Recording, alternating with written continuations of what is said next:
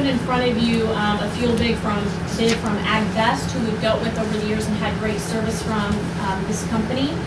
They gave us two options. Option one is to buy on the market. Option two was to go by contract and secure that price in.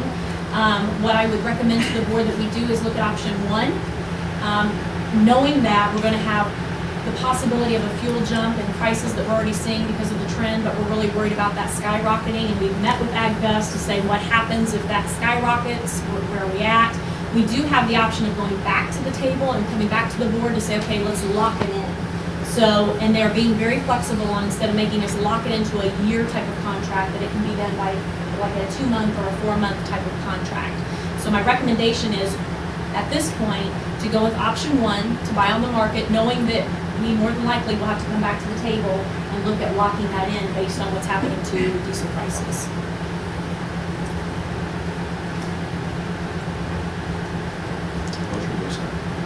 Second? Second.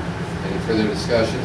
I would just say that in the past, we did lock into, we've locked into some fuel agreements for 1 year in an attempt to mitigate price increases. I remember one of them came out to bite us because the price went way down, and we were going a lot more than what the rack price is. So I think this is the right thing to do. The rack price currently versus the 1 year option is about 30 cents, 35 cents a gallon cheaper on the rack price than the fixed price. And if we see the rack price coming up dramatically, if we got the option, then I think it was. And I also talked to Mr. Pope that we've been working with at AgVest, and I said, you know, I'm going to need some help with this because you're in the market, and I don't, obviously, I mean, I know what's going on just from being at the pump. But he said he would keep us in mind, and we would have better communication than we had in some of the past. And that was not at their end of it, it was more of us following through. So I told him I was committed to following through and watching that.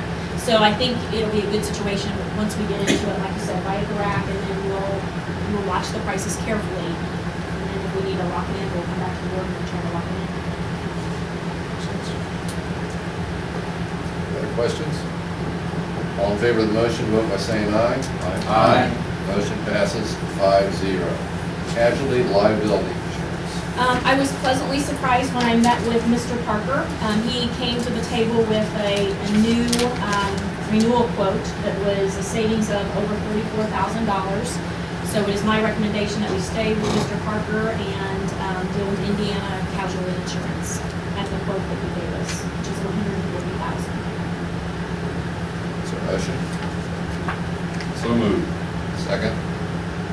Second. Any discussion? Did he cite as to why there was such a dramatic drop in the rating? He did. He said that there's more competition in the market, more so than ever. So he said that is why we're seeing the big drop in our prices. And that's the only reason he cited was the competition. What was the savings, Jim? Over 34,000. 34,174. So that was good news. That also includes work stuff. Yes. That also includes work stuff. Oh, good. Yeah, so that was good. That's great. Very good.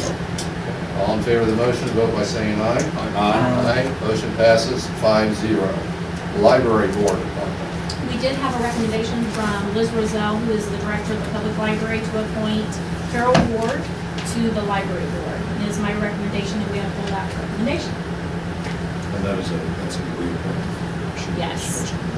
Is that a year, Mrs. Lavelle? No, actually, it's 4 years, and 4 this will be years. the last term Carol will be able to serve. We can only serve for 4 terms, and this is her fourth. So moved. Second? Second. Any discussion?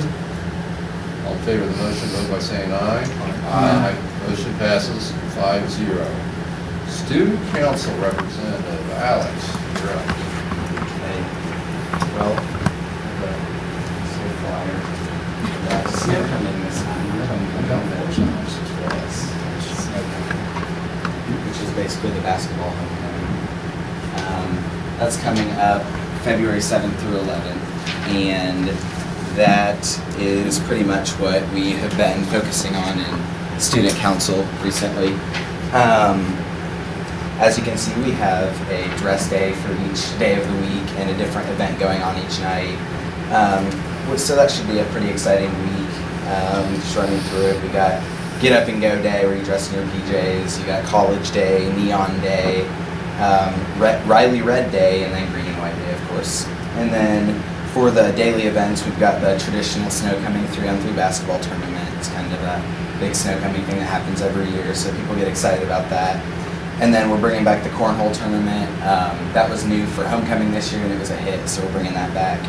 Euchre night, and then the actual snow coming basketball game versus Westell on Thursday night is going to be a Riley Red game, where everybody who wears red to that game, for each person that wears red to that game, $1 of their ticket is donated by the Children's Hospital. So, and then finally, Friday we have Air Jam, and that's being sponsored by Drama Club, and that is just pretty much a big talent show. So, all in all, it should be a pretty exciting week. And then beyond that, the main other thing that we're focusing on planning right now is the 3rd annual dance marathon. Last year we raised over $14,000 for Riley Hospital through dance marathon. So we're just getting going early on this. We are starting to get people registered and get letters sent out to try to raise money for the dance marathon.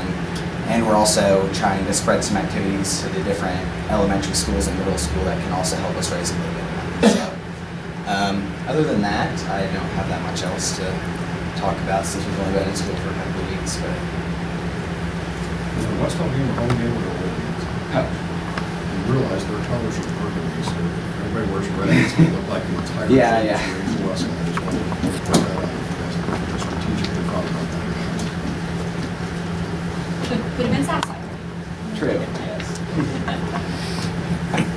Thank you, Alex. Mrs. McCormick, Superintendent. No report. Okay, closing comments.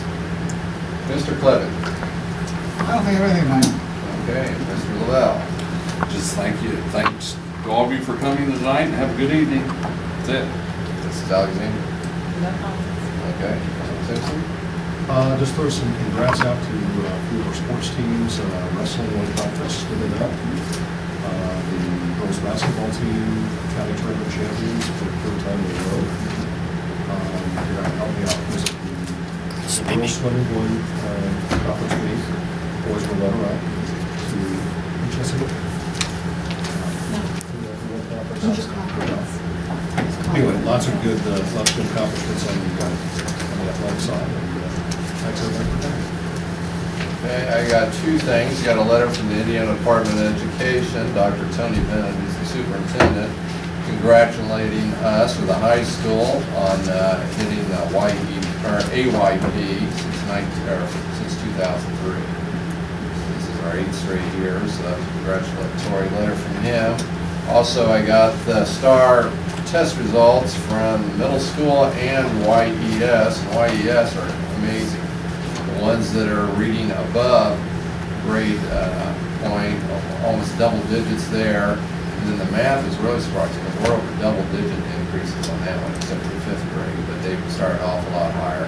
It's the same thing with the percentage, especially in math, below grade equivalency. They dropped by 1, the 3rd grade dropped by 20%, so that's amazing. And then also great for the library. I know there's an emphasis on there to get the books out, and we're running ahead of last year by a good 50%. So good news there. Outside of that, that's all I have. So, any other new business? Hearing none, we stand adjourned.